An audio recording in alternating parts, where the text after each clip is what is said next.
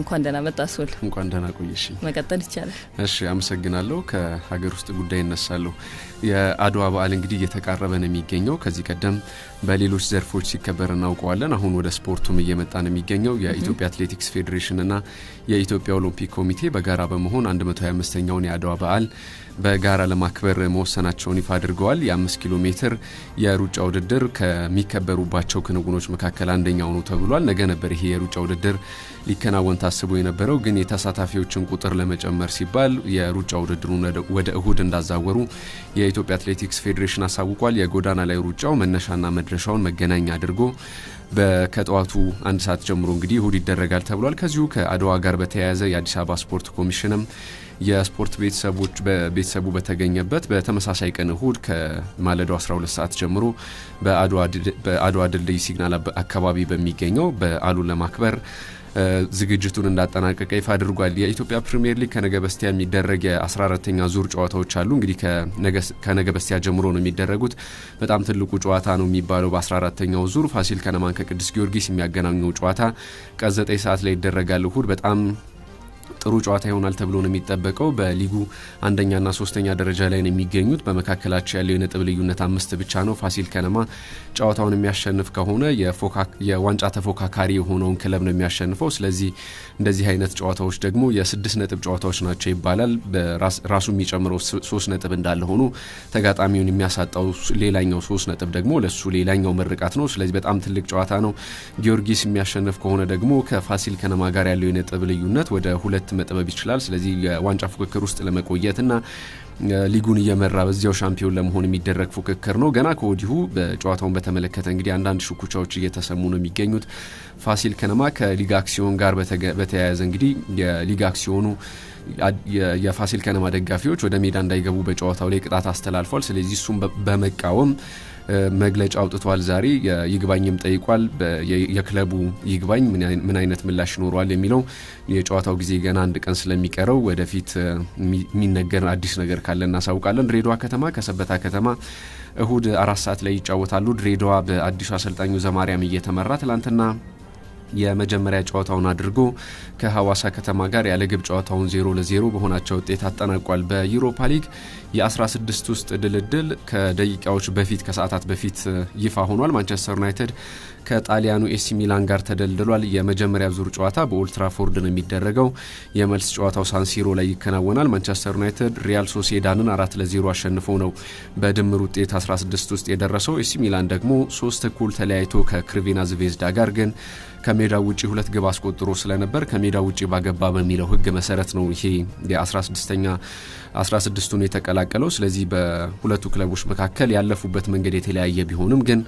በጣም ጥሩ አቋም ላይ ነው የሚገኙት ሁለቱም በሊጎቻቸው ስለዚህ ይሄ ጨዋታ በጣም ነው የሚጠበቀው በውድድሩ ላይም በ16 ውስጥ ከተደለደሉ ጨዋታዎች መካከል በአንጻራዊነት በጣም ትልቁ ጨዋታ ይሄኛው ነው ዝላታን ኢብራሂሞቪች እና ዲያጎ ዳሎ የቀድሞ ክለቦቻቸውን ወደ ኦልትራፎርድ ተመልሰው የሚገጥሙበትን አጋጣሚም ፈጥሮላቸዋል ኦሎምፒያኮስ ከአርሰናል ተደልድሏል ባለፈው አመት በኤምሬትስ 2-1 በሆነ ውጤት አርሰናልን አሸንፎ ኦሎምፒያኮስ አርሰናልን ከ32 ውጪ አድርጎት እንደነበር ይታወቃል ኦሎምፒያኮስ ስለዚህ በድጋሚ ይሄኛውን ክለብ ነው የሚያገኘው ትላንትና ምሽት ደግሞ በቤኔፊካን 3-2 ያሸነፈበት ሜዳ የዚህ የኦሎምፒያኮስ ሜዳ እንደሆነ ይታወቃል ካኪስ ስታዲየም ስለዚህ በድጋሚ እዛ ሄዶ የ16 ውስጥ የመጀመሪያ ጨዋታውን ያከናውናል አርሰናል ለመጨረሻ ጊዜ በዩሮፓ ሊግ ለፍጻሜ ደርሶ የነበረው በ2018-19 የውድድር ዓመት በቼልሲ 4-1 በተሸነፈበት የውድድር ዓመት ነበር ስለዚህ ከዚያ በኋላ ለመጀመሪያ ጊዜ ወደ ፍጻሜ የሚያደርገው ጉዞ ነው እናም ቀላል ጨዋታ ይሆናል ተብሎ አይጠበቅም አያክስ ከያንግ ቦይስ ዳይናሞ ኪየቭ ከቪያሪያል ሮማ ከሻከታር ሌሎች የተደለደሉ ክለቦች ናቸው ዳይናሞ ዛግሬብ ከቶተንሃም ይገናኛሉ በ16 ውስጥ ዳይናሞ ዛግሬብ የክሮሺያ ክለብ ነው ጆዜ እንግዲህ ወደ ዋንጫ የሚያደርጉትን ግስጋሴ በተወሰነም ቢሆን ቀላል ቡድን ያጋጠማቸው በነገራችን ላይ የአርሰናልና የቶተንሃም ጨዋታ ሁለቱም ከሜዳቸው ውጪ ነው የመጀመሪያቸውን ጨዋታ የሚያደርጉት ስለዚህ የዩኤፋ የአውሮፓ እግር ኳስ ማህበር ደግሞ አንድ ህግ አለው ተመሳሳይ ጨዋታዎችን በአንድ ሀገር ላይ ማድረግ አይችሉም የመልስ ጨዋታቸው ሁለቱም በለንደን ነው ሊሆን የሚችለው ስለዚህ ያንን ለማስቀረት ከሁለቱ ያንደኛው ክለብ ጨዋታ የሚገፋበት እድል ይኖራል ተብሎ ነው የሚጠበቀው። ስላቪያ ፕራህ ከሬንጀርስ እና ግራናዳ ከሞልድ በ16 ውስጥ የተደለደሉ ሌሎች ክለቦች ናቸው። መጋቢት 2 የመጀመሪያ ዙር ጨዋታዎች ይደረጋሉ ሐሙስ በኢትዮጵያ አቆጣጠር። የመልስ ጨዋታ ደግሞ ከ6 ቀን በኋላ መጋቢት 9 ላይ ይደረጋሉ። የአውሮፓ ቻምፒዮንስ ሊግ የሳምንቱ ምርጥ ተጫዋች ሌቫንዶቭስኪ ተብሎ ተመርጧል። ላዚዮን 4-1 ባሸነፉበት ጨዋታ ባየር ሙኒክ 2 ግቦችን እንዳስቆጠረ ይታወቃል። በሳምንቱ ምርጥ እጩነት ኦሊቪዬ ዢሩ እንደዚሁም ደግሞ ካንሴሎና ፌርላንድ ሜንዲ ተካተው ነበር፣ ግን እነሱን በልጦ ነው ሌቫንዶቭስኪ የሳምንቱ ምርጥ ተብሎ በቻምፒዮንስ ሊጉ የተመረጠው። ከዚያ ውጪ የቻምፒዮንስ ሊጉ ምርጥ ግብ ደግሞ የኪሊያን ምባፔ ተብላ ተመርጣለች። ባርሴሎና ላይ 3ኛዋን ግብ ሲያስቆጠር በጣም አስደናቂ ግብ ነው ያስቆጠረው እና በዚህ የሳምንቱ ምርጥ ግብ እጩዎች ላይ የቦርሲያ ዶርትመንድ ወጣት ተጫዋች ዳሁድ ሴቪያ ላይ በጣም አስደናቂ ግብ አስቆጥሮ ነበር። ከእጩዎች መካከል አንዷ ነበረች። ኦሊቪዬ ዢሩ አትሌቲኮ ማድሪድ ላይ ያስቆጠራት ግብና ፌርላንድ ሜንዲ አታላንታ ላይ ባልተለመደ ተፈጥሯዊ ባልሆነ በቀኝ እግሩ ያስቆጠራት ግብ በሳምንቱ እጩነት ተካተው ነበር፣ ግን የኪሊያን ምባፔ ግብ አሸናፊ ሆና ተመርጣለች። በዩሮፓ ሊግ የሳምንቱ ምርጥ ለመባል በተጫዋቾች እጩዎች ወጥተዋል። ዴል አሊ፣ ከዚያ ውጪ ኦባሚያንግ፣ ሞሬሎስ እና ሊንድል ናቸው የተመረጡት። ሊንድል የሆፈንሃይም ግብ ጠባቂ ነው እና በሳምንቱ ምርጥ ተጫዋች ለመባል በእጩነት ከታጩ ተጫዋቾች መካከል ነው። ጆርዳን ሄንደርሰን ከ10 ሳምንታት በላይ ከሜዳ ሊርቅ እንደሚችል ይፋ ተደርጓል። የብሽሽት ጉዳት ነው እንግዲህ ተጫዋቹ ያጋጠመው። ዛሬ የሕክምና ውጤቱ ይፋ ተደርጎ ለ10 ሳምንታት ገደማ ከሜዳ ይርቃል ተብሏል። ቨርጅል ቫን ዳይክ፣ ጆኤል ማቲፕ እንደዚሁም ደግሞ ጎሜዝ ከሊቨርፑል ስብስብ ውስጥ የወጡ ተጫዋቾች እንደነበሩ ይታወቃል። ፋቢኒሆ በቅርቡ ሌላኛው ጉዳት ያስተናገደ ተጫዋች ነበር። ክሎፕ እንግዲህ የተከላካይ ችግራቸው ወደ ሌላ ምዕራፍ ከፍ ያለበት ነው። እንደሚታወቀው በቅርብ ጨዋታዎች ላይ ሄንደርሰንን ከኦዛን ካባክ ጋር በማሰለፍ የመሀል ተከላካይ አድርገው ሲያጫውቱት እንደነበር እናስታውሳለን። ይሄ ተጫዋች ደግሞ ለ10 ሳምንታት ገደማ ከሜዳ ይርቃል ተብሏል። ፓሪስ ሰን ዠርማ በክረምት የዝውውር መስኮት እንግዲህ ከኮንትራት ነጻ የሚሆኑ ተጫዋቾችን የማዘዋወር ፍላጎት አለው ተብሏል። የክለቡ ስፖርቲንግ ዳይሬክተር ሊዮናርዶ አሁን በክረምት ላይ ውላቸው የሚጠናቀቁ በጣም ጥሩ የሚባሉ ተጫዋቾችን በየታቸው ውስጥ አስገብተዋል ተብሏል።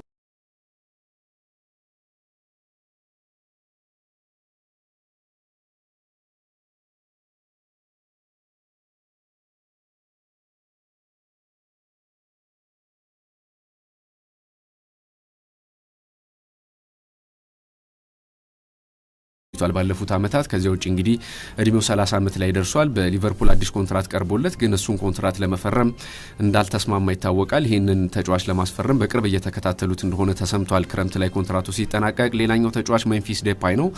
ከሊዮን ጋር ዘንድሮ ክረምት ላይ ኮንትራቱ ይጠናቀቃል። በእርግጥ ጥር ላይ ወደ ባርሴሎና ሊያመራ ተቃርቦ ነበር። ባለፈው ክረምትን በተመሳሳይ ግን ዴምቤሌ በባርሴሎና ለመቆየት መወሰኑ ተከትሎ ዝውውሩ እንዳልተፈጸመ ይታወቃል። አሁንም ቢሆን ባርሴሎና ፍላጎት አለው፣ ግን ይህን ተጫዋች ደግሞ አሁን ፓሪስ ሰን ዠርማን ማዛወር ፍላጎት አለው ተብሏል። ክረምት ላይ ዴቪድ አላባ ሌላኛው ከኮንትራት ነጻ የሚሆን በፓሪስ ሰን ዠርማን የሚፈለግ ተጫዋች እንደሆነ ተሰምቷል። በሪያል ማድሪድ ይፈለጋል ይህ ተጫዋች። ከማድሪድም ከፍተኛ ፉክክር ይጠብቃቸዋል ተብሎ ነው የሚጠበቀው። ግን ሪያል ማድሪድ ተጫዋቹ የጠየቀውን ከፍተኛ ክፍያ አሊያም ደግሞ በቋሚነት የሚጫወት እድል ቃል ሊገባለት አልቻለም። ስለዚህ ያን የማይሆን ከሆነ ደግሞ የተጫዋቹ ማረፊያ ፓሪስ ሰን ዠርማን ሊሆን ይችላል ተብሏል።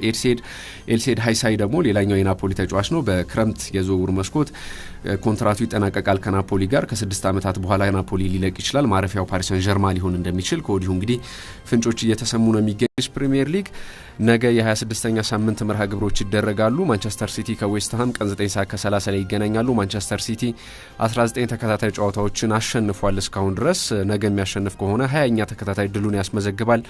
ከዚያ ውጪ ደግሞ ነጥቡንም 62 ላይ ያደርሳል። የፕሪሚየር ሊግ መሪነቱን በሰፊ መምራት የሚያስችልበትን ድል ነው ነገ የሚያስመዘግብ ከሆነ የሚያገኘው። ዌስትሃም 4ኛ ደረጃ ላይ ነው የሚገኘው ቼልሲን በመብለጥ። ነገ የሚያሸንፍ ከሆነ እንግዲህ በቀጣይ የውድድር ዓመት ምናልባት በአውሮፓ ቻምፒዮንስ ሊግ ልናየው የምንችለው ሌላኛው ክለብ የሚሆንበትን እድል ነው የሚያሰፋው። ነጥቡንም 48 ያደርሳል የሚያሸንፍ ከሆነ። ሊድስ ከአስቶን ቪላ ይጫወታሉ ምሽት 2:30 ላይ።